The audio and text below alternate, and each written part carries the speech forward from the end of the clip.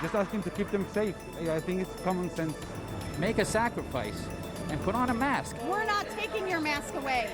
We want to take masks off our children. Battle over school mask mandates. It continues to blow my mind with the backlash that we're getting from Tallahassee. We believe this is a decision for the parent. The state threatens funding. The president offers to replace it. It's heartbreaking because they lost a piece of their family. As Broward schools lose 3 educators to COVID. Our numbers are horrible. Broward leads the nation in hospital admissions. Miami-Dade close behind. The folks who are unvaccinated continue to fill the hospitals. Pandemic and school mask policy dominate South Florida news live this week in South Florida. Good morning. Glad you could join us. I'm Michael Putney. I'm Glenna Milberg, and as we come on the air today, the masks are on, but gloves are off as the Broward School District defies state rules on mandatory masking. And so the mask mandate will be in place when classes start on Wednesday, risking threats of financial sanctions. The district points to record hospital admissions in Broward, including a rising number of pediatric cases, plus this week the deaths of 3 Broward teachers from COVID. The school board chair and superintendent formally notified the Florida Department of Education in a letter on Friday. It is a standoff watched around the country with the president on the phone on Friday night. Broward's new superintendent, Dr. Vicki Cartwright, got that president's call of support. And she is with us today along with board chair, Dr. Rosalind Osgood, who drew the line in the sand this week. Great to have you both with us today. Good morning. Great to see you. Great to meet you, Dr. Cartwright. First of all, tell us about the phone call from the president Friday night. What did he tell you? Most certainly. First and foremost, thank you very much for having us here this morning. For the call that we received on Friday was one of comfort, genuinity of support and concern. So he express the gratitude for the leadership that our board has taken on this and for the support of district leadership in supporting that decision and doing what we believe is in the best interest for our students here locally in Broward County. Dr. Osgood, that letter also came with an offer of support, federal dollars to supplant whatever the state might use as a consequence, taking back some financial support from the state. It's gotten to be a real back and forth this week, and ugly at times and quite diplomatic at times, as was your response to the Department of Education, Florida Department of Education, when you essentially said, here's our response to your investigation, we're holding the line, we're going to do masking, here's our case. Tell our viewers in a couple of lines, restate that case and your reasons for deciding not to comply. Well, we believe that the lives of our students and staff are invaluable. We also believe that there is a local parentis rights in which teachers are responsible for the health and safety of children when they are in their custody in school and in their purview. And we're just not willing to risk the lives of our students. 8 out of 9 of us voted to mandate masks. We are holding fast. We will not put our students and our staff in jeopardy. We will listen at the outpour of our community who wants us to mandate masks, and we will do everything that we can to put the lives of our students and staff, the people that we love, first. And you, in that letter, actually told the department you are in compliance because there is an opt-out clause in the mandate with medical consent or medical proof. Why not make an opt-out, much like Monroe County did, so many of the other Florida districts? Why not make an opt-out for parents' choice and see what happens to comply with the rules? Why would that be so bad? We can't put individual parents and personal choice above the risk of lives of all the others that are in the school system. Gunnar, it's just like when I put my 6-year-old granddaughter, Kyla, and my handsome grandson, who is 17 months, Gabe, into a car. I have to put them in a car seat in a seat belt. Me or their parents don't have a right.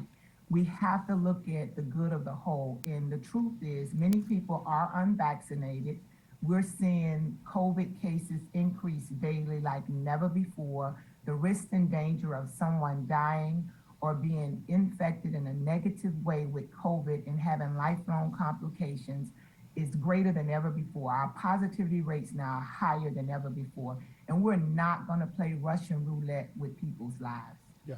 Dr. Cartwright, you were formerly the school superintendent in Oshkosh, Wisconsin, a lovely but a smaller community. You've been living in Orlando. I kind of wonder if you might feel like you dropped into another planet. You've come right in the middle of a really heated debate involving the governor, and where your school district is now at odds with the governor and the commissioner of education in the state of Florida. Are you comfortable with your position? I believe that given the statistics that are here within Broward County right now, that our board has definitely made a decision with full knowledge of what those statistics are. Frankly speaking, as of Friday, when we're looking at our hospitalization rates here in Broward County for our ICU pediatric unit, as of Friday, they're at 100% bed capacity. Now, not all of those students or children are in there because of COVID reasons. However, it does limit the ability for our hospitals to be able to provide the appropriate services for our students who may need those services. So that is very alarming. You know, when we sent the letter off, it wasn't at 100%. And then here Friday, we get confirmation. Now we're at 100% for our students. Coming from Wisconsin, I was superintendent up there for 3 years. The school districts up there are very different as how they're organized than as here in Florida. And so there was over 420 school districts up there, but I was in the 11th largest one in Wisconsin. And even up there, we've been dealing with Wisconsin, COVID related events and such. And a lot of this controversy, as you might say, for the past year and a half, going all the way from, do you have school virtual? Do you have it hybrid? Do you have it in person? Do you wear masks? Do you not wear masks? So this is not new for me as to these type of conversations that are going on. And previous to that, you're absolutely right. I was in Orlando. I was in Orange County Public Schools for 17 years. So I'm very comfortable with very large urban districts and the interactions that happen with our local legislators, as well as our governor, the State Board of Education. And those are experiences that I'm leaning upon right now. I want to pick up on a statistic you just gave, the ICU, pediatric ICU beds. We actually are going to have CMO, Chief Medical Officer for Aventura Hospital later in this program. We're going to talk about that. Dr. Osgood, one of the governor's arguments is that the pediatric cases, while really blossoming with the whole of this surge, have percentage-wise have remained the same. In other words, there are no more increase in pediatric cases, but the increase is the same percentage, under 2%, as it's been from the very beginning of the pandemic. So that's one of his arguments, and the other is that there is really no study about the disadvantages there may be for masking in classroom learning environments, specifically for the younger children learning phonics or learning to speak. Is that a valid argument? Is there a potential downside for learning with masks on all the time? Well, what we know is that there are options to face coverings where parents can use face shields. We saw when we had virtual learning with the students that academics failed drastically. We know that our students need to be back in person, face to face with their teachers, their peers, in a loving classroom environment.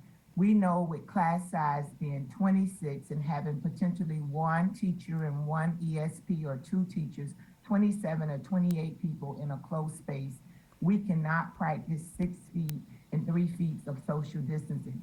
So we have to mitigate the risk of people's lives.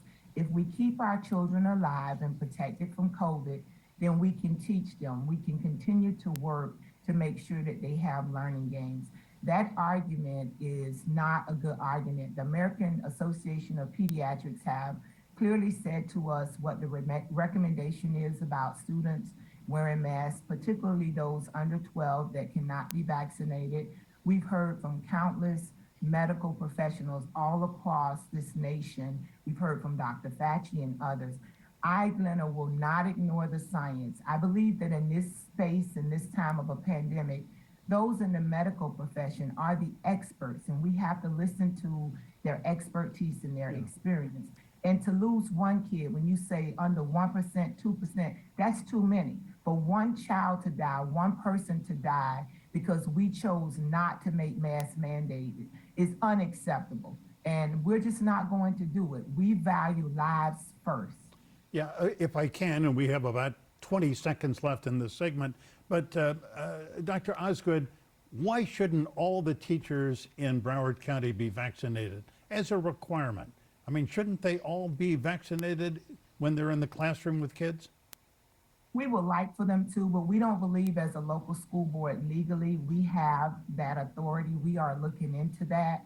So we don't have the authority under our purview to mandate all teachers to be vaccinated, but we have decided to give a $250 incentive to all employees that are vaccinated as our way of doing what we can right now to encourage vaccinations. Dr. Osgood, Dr. Cartwright, sit tight. We're going to take a quick break and we will continue our conversation when we come right back.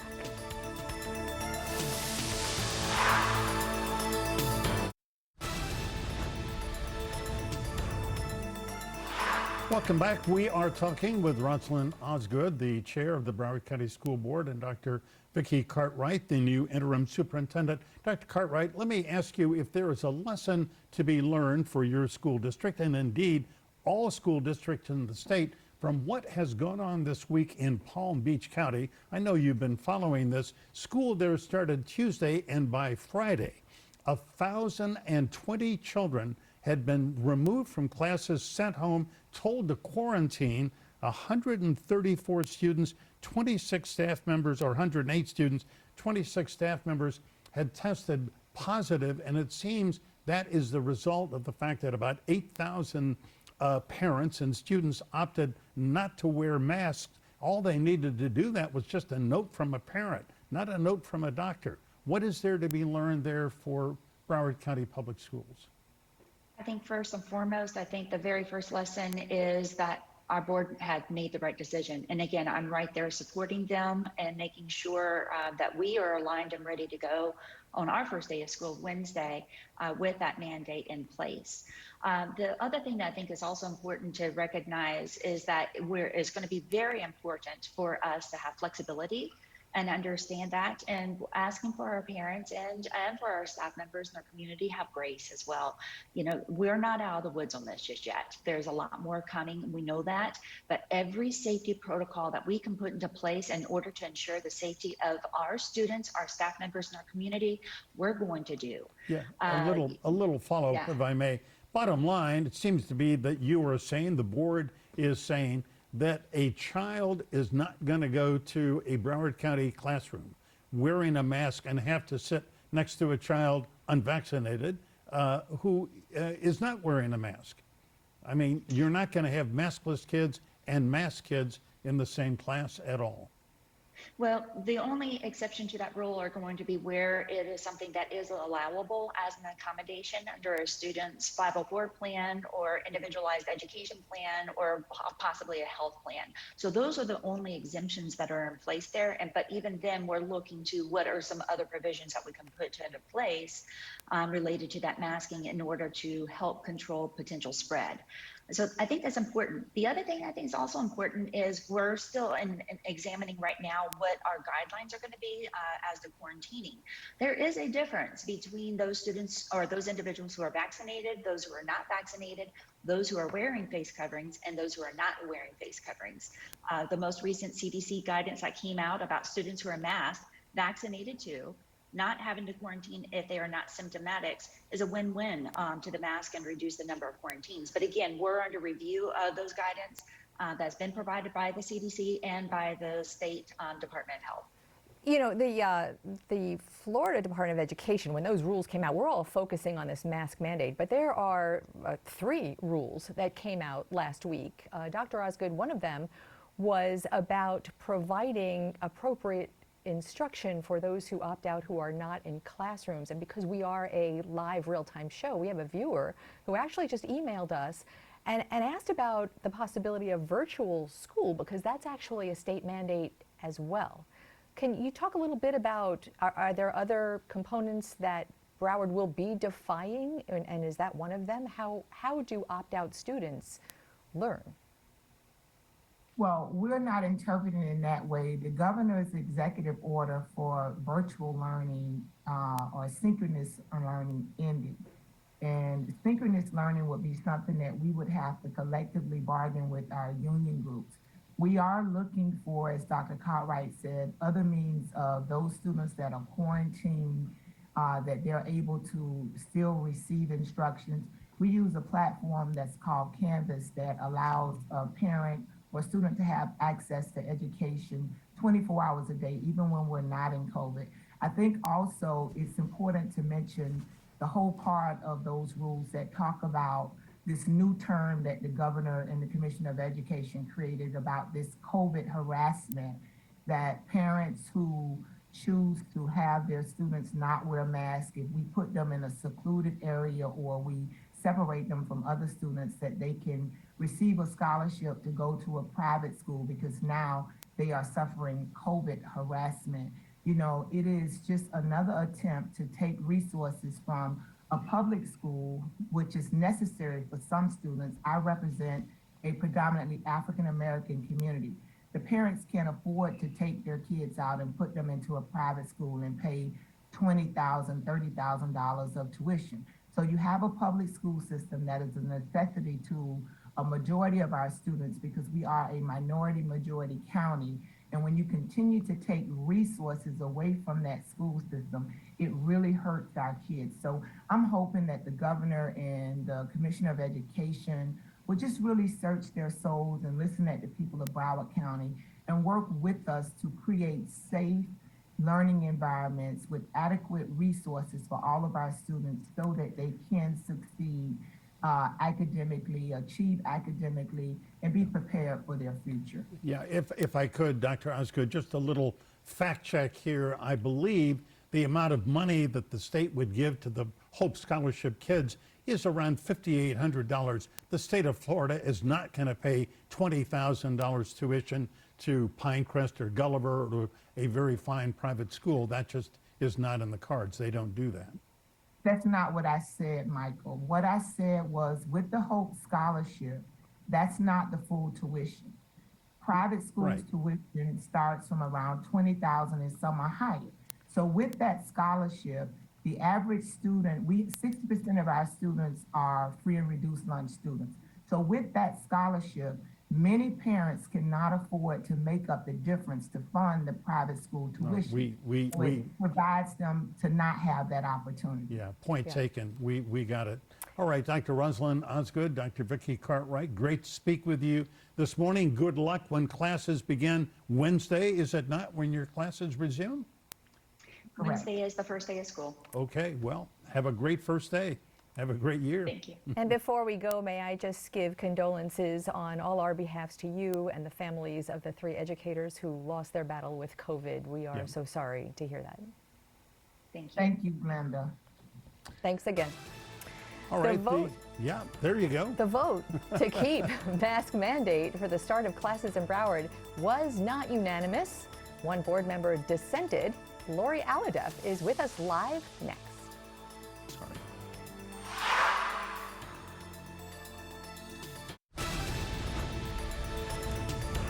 The Broward School Board's decision to keep masks mandatory came after a contentious meeting that ended with an 8-1 vote in favor. The one member who voted against was Lori Alhadeff.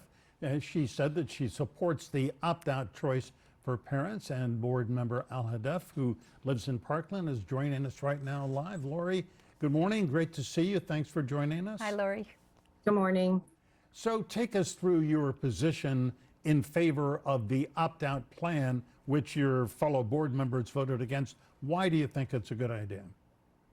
So first, I'd just like to say that I definitely believe that masks help to prevent the spread of COVID.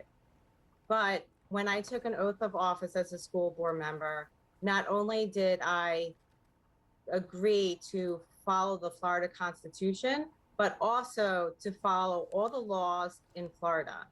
And based on the executive order, and the information that came out from the Department of Health and the state school board, they put in place rules which says that we need to offer masks with parents having the option to opt out. And also, given the guidance from our general counsel, was that she said, Ms. Batista said, that we should comply with the law.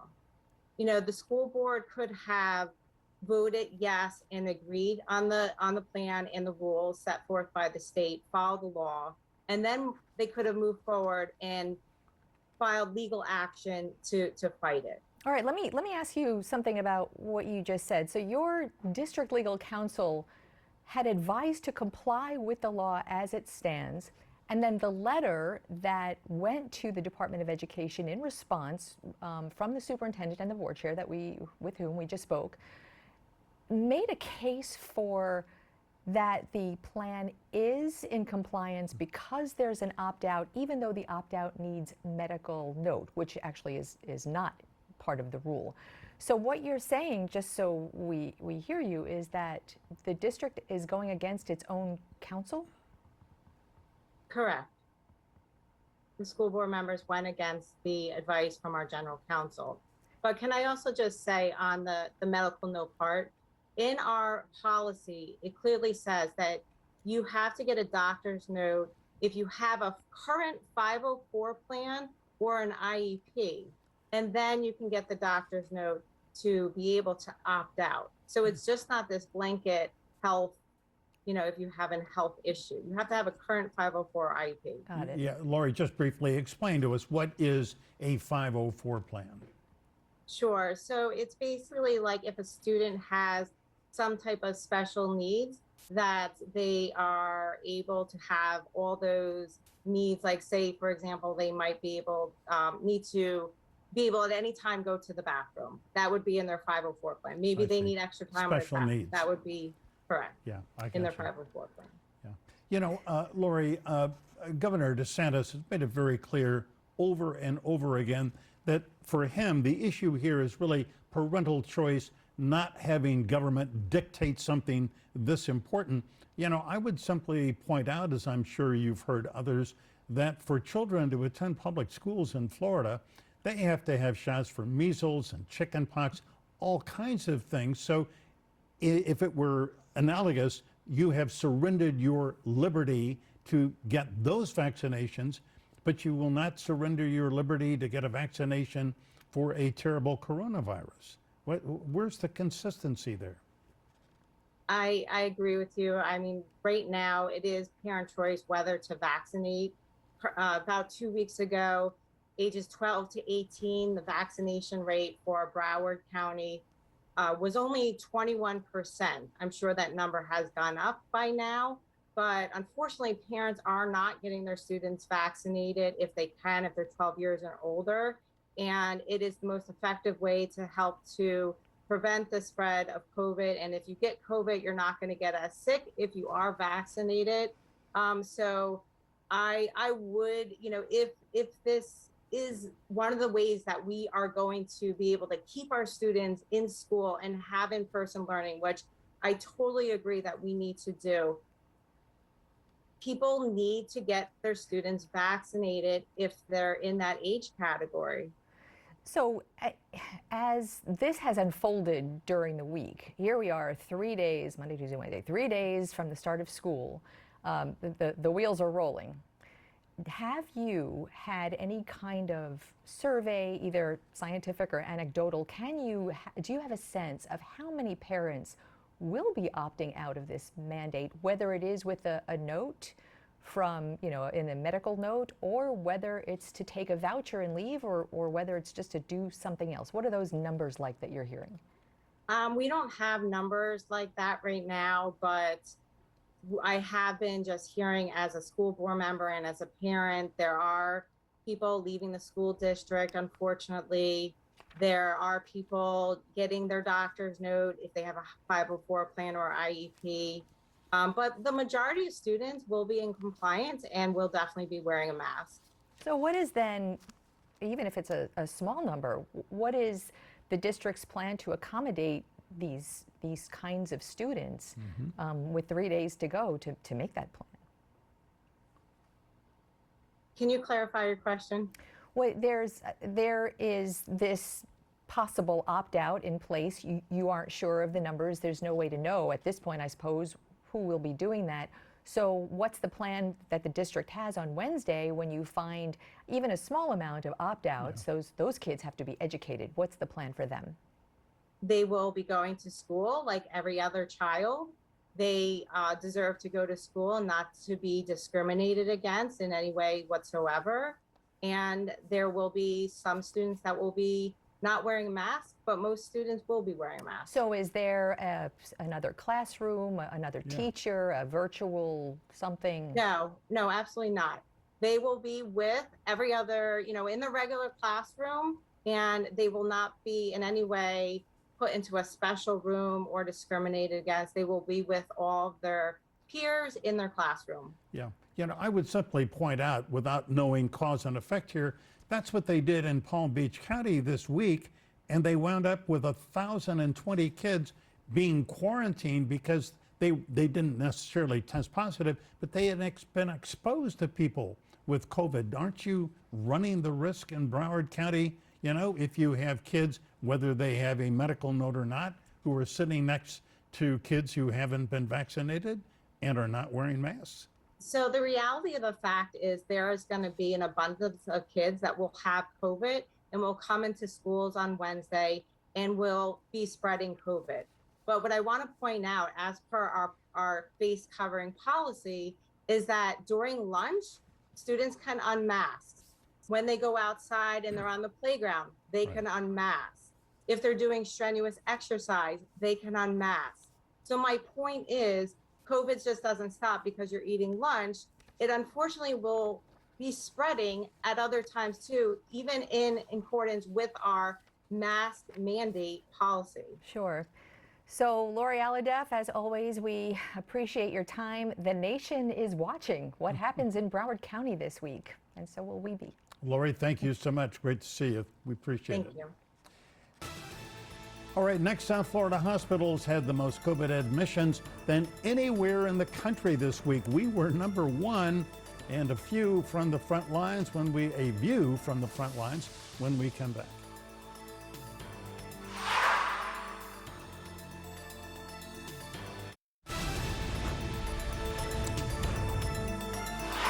This week, Broward County became the nation's epicenter of hospital admissions for COVID, a grim distinction. Miami-Dade is running third. South Florida hospitals generally report resources holding. Staffing is the more pressing concern. Aventura Hospital is right there in the northeast corner of Miami-Dade at the county line with Broward. Dr. Trish Stevens is the chief medical officer there and joins us live. Dr. Stevens, great to have you with us. Welcome, Dr. Thank Stevens. you for having me. Give us a report, if you would. As it happens, Aventura Hospital is my neighborhood hospital. I've been there. I know you do good work there. Give us the report on COVID patients today. Are you jammed? Are you busy? Or do you have space? The entire south of Miami and Broward-Dade market, as you know, experienced a surge in COVID admission, and that impact the entire operations of all the hospital in the surrounding community. So Aventura Hospital experienced the same surge and impact that the rest of the hospital have experienced. We have a large number of COVID patients admitted to our hospital, and the impact is mostly felt with the ICU admission, which has upticked to 2% this past week. Same with patient needing ventilation support. Dr. Stevens, the rest of our program, not sure if you were able to hear, but we've been talking to the Broward Superintendent of Schools and a couple of the board members. During that conversation, they reiterated what we learned on Friday, that in Broward County, the pediatric ICU beds are full, 100% full. I guess my question to you is, put that into context. COVID, non-COVID, any more of a percentage of pediatric cases that you're seeing besides the norm of the pandemic, and what does that mean for the upcoming school year? Nationally, there is a 4% increase in COVID ICU, and also for pediatric, 4% increase in pediatric needing positive ventilation support that go from bypass to full intubations. So it is causing a huge impact, and this impact was not felt by the regular strain. The Delta variant is what's responsible for this impact on children that we see right now with the surge nationally, and especially the epicenter at Broward County, Miami-Dade, and South Florida. The landscape seemed to be gravitating toward human beings who are not vaccinated, and for those unfortunately unable to vaccinate because they're below 12 years old. We've heard that from the very beginning of this surge from all over South Florida and the country, and I think what we've been hearing, hospitals that we've had with us as guests reporting anywhere between 95% to 98% unvaccinated patients. Is that what you're seeing in Aventura? Yes, that is what we're seeing. And also there's a difference between testing positive and hospitalization. For testing positive, you see about 95% of people who test positive are unvaccinated. For hospitalization, you see 99% of hospitalized patients are unvaccinated. And the one in ICU, they are fully unvaccinated 100%. And here's a statistic that everybody should know. The positivity rates for testing is 20% ongoing for 3 weeks now. Of those that's being hospitalized, 25% of them end up in ICU, and 13% of them do not make it out the ICU. So the impact is huge, and that's a huge loss to the community if you should get COVID and end up in the hospital and the ICU. The message out there is vaccinations really shift the landscape of the pandemic, even prior to the Delta variant. And it is even more impactful now with the Delta variant. Yes, we do see breakthrough infections. However, if you do get infected and you've been vaccinated, your chance of getting in the hospital is very slim. The Pfizer vaccine research has proven to be 80% effective against the Delta variant, so it saved lives. The urge out there is if you are qualified to be vaccinated, please do get vaccinated. Yeah, Dr. Stevens, let me ask you about your staff. We have talked over the last several months to physicians, all over South Florida, hospital administrators, and we have heard time and again, our staff is burned out. The emotional toll of dealing with death and with this terrible illness is just, awful. What about your staff? What do you do to help them try to get through the psychic trauma of dealing with death and with people who are so sick? Thank you for asking the question. That is at the forefront of our mind as well, along with the physician, the nursing staff. This strain is acutely felt in the frontline workers. This is the fourth wave now of COVID. HCA, thankfully, provide free access to unlimited phone support. It's 24/7 and 365 via nurse care. When you do call the phone, you get the advice from psychologist, social worker. Also, there's marriage and family counseling because it does bleed into your family life and your social life. We also have programs include access to free face-to-face counseling. East Florida particularly have been well supported to take care of our staff emotional needs. Along this crisis, we have a director of pastoral care, Father Gabriel Ganoon, who's a PhD in psychology. He has been rounding on the wards and the frontline worker in the ICU and in the COVID cohort units throughout East Florida. And several meetings have been had in terms of blessing our workers and supporting them emotionally to get through the crisis here with the fourth wave of the pandemic, the Delta variant. We also have the nurse care line, and we also have the employee assistance program that is free to all the staff and the employee who work for HCA. We do town hall weekly, and we have daily huddle, COVID huddle with the emotional support for our staff. We care so much for our healthcare worker. We also care for the community, but this is a crisis. This is the pandemic that will take both healthcare worker and community coming together to support each other and to put an end to this. And again, we can't emphasize enough the importance of getting yourself vaccinated. You owe it to the community. And if you get vaccinated, you limit the spread to your loved ones, to your community, and you owe it to the human race to do so. It's not just your personal well-being, it is the human race at stake here in South Florida in particular, especially for those who cannot be immunized because they're less than 12-year-old or those who have sensitivity to the vaccine themselves. Yeah, Dr. Stevens, you are echoing what we have heard for months. Let me ask you about this.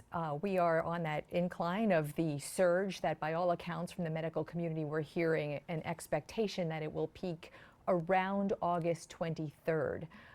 Is that what you're hearing, and do you and your company and your industry have enough resources, enough staffing, enough supplies to get South Florida through that and over that peak? Thank you for that question. It's a great question. So yes, the pandemic situation is very fluid. It was first predicted the 29th. Now the latest prediction is the 23rd.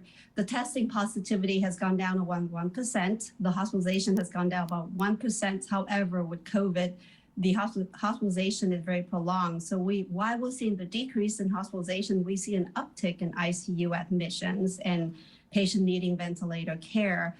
It is an honor to work with HCA since they are nationally and the supply chain is nationally mobilized. We experienced over 100 capacity in ICU the past couple of weeks.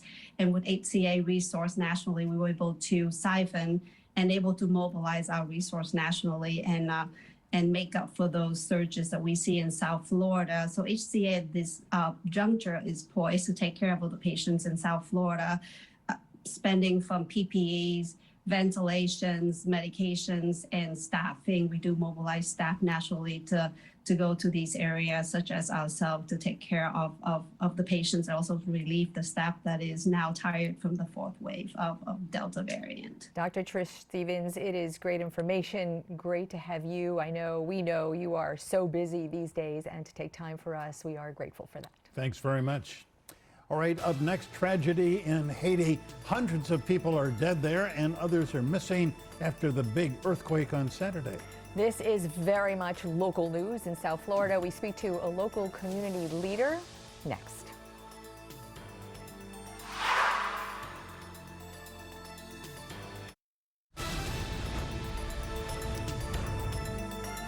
Just when you thought that things couldn't get any worse in Haiti, they have.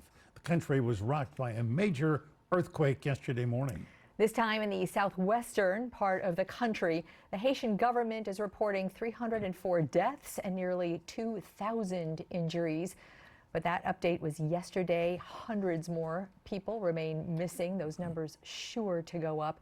This is local news in South Florida and the community with family and business ties there. Marlene Bastien is one, the executive director of the Family Action Network movement, longtime social service organization in Miami. And Marlene, one of our go-to people for all things about Haiti. Great to see you today, and I'm so sorry it's under these circumstances. Yeah, Marlene, condolences for your friends, family, and for the country of Haiti to go through this. I mean, kind of feel like can't catch a break in Haiti. It's one thing after another.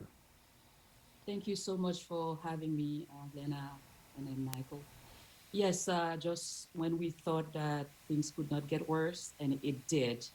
Yesterday, Haitians in Haiti, in the diaspora, and throughout the world heard the news. The 7.2 magnitude earthquake hit the South Peninsula, killing over 300 people, and it is expected that more will be killed. Thousands have been reported missing. Most of the South Peninsula's infrastructure, including churches, schools, hospitals, have been destroyed. And people are just in shock and in disarray. You know, Marlene, I think everybody in the past 24 hours was making comparisons to the 2010 earthquake, thinking about that. But I want to please do put in context for us that this particular region, far west of the capital where the 2010 earthquake hit, this region is really still struggling after Hurricane Matthew, which was in 2016. So there is some real issue there with even before yesterday with the infrastructure. And so now this is just devastating. Indeed. I was in the South Peninsula, in Lake Kai and surrounding areas after Hurricane Matthew to do a fact-finding mission. And in October 4th, 2016, where most of the infrastructure, was destroyed and it has not been rebuilt. And to have this area, hit again is very concerning, especially when we know that in addition to that, Haiti has still not recovered from the 2010 earthquake, from the imported cholera epidemic, and then now, most recently, the political situation Right. with the assassination of the president. So things continue to worsen, and at this time, the hospital Bonfin is basically out of capacity. People are being treated in grassy areas, and then added to that, the roads that leads from the South Peninsula to Port-au-Prince, it's most blocked. of the hospitals Yeah. are inaccessible because of gang activities. Yeah. Marlene, as we all know, Haiti doesn't have a president right now. President Moise was assassinated. The prime minister, who is a neurosurgeon, seems like a competent man. We've seen pictures of him on the scene at the earthquake epicenter, directing the recovery. Do you have some confidence that Prime Minister Henry is capable here, is going to do a good job? Well, we know that in order for Haiti to recover, it will take a lot of organization, a lot of strategic planning, a lot of the groups, the civil societies, all the institutions working together. So hopefully, they will be able to sit down together to develop a strategy, because no matter how competent the prime minister is, and then again, there are questions about his legality. So it is really difficult. No matter how competent he is, he will need the support of the civil society. He will need the support of all the institutions, and to really help Haiti recover. And this is one of those, I think people are looking at this and saying, Haiti did not build back better. What has to happen for a progress, for going forward at this point and building back better for the safety and health and prosperity of the country? Unfortunately, after the 2010 earthquake, most of the resources that really were sent there, were not used properly. A lot of these resources were diverted, and instead of dealing with the state of Haiti directly, they were dealing with other non-profit organizations, and then most of the money, most of the resources were coming back. A lot of, consulting agencies, a lot of consultants. So I think what needs to happen, Glenda and Michael, is that it is important for Haiti to have a strategic plan, right? To have a strategic plan and to work with organizations that are rooted, that have a history. Marlene, I beg your pardon. We are out of time. We're so grateful you joined us this morning, and we know you will be helping, the diaspora reach out to the people of Haiti, and Local 10 News will try to be a partner in that. Thanks very much. Thanks, Marlene. We'll be right back. Stay tuned.